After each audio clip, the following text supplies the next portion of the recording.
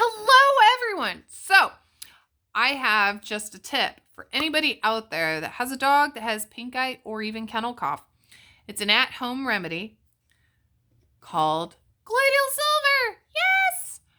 Yes. You could do topically or you could do orally. You could do with an eye dropper topically, or orally you can do a cough syrup cup.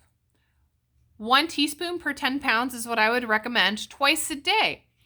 So you could do Colloidal Silver as antifungal, antiviral, and antibacterial.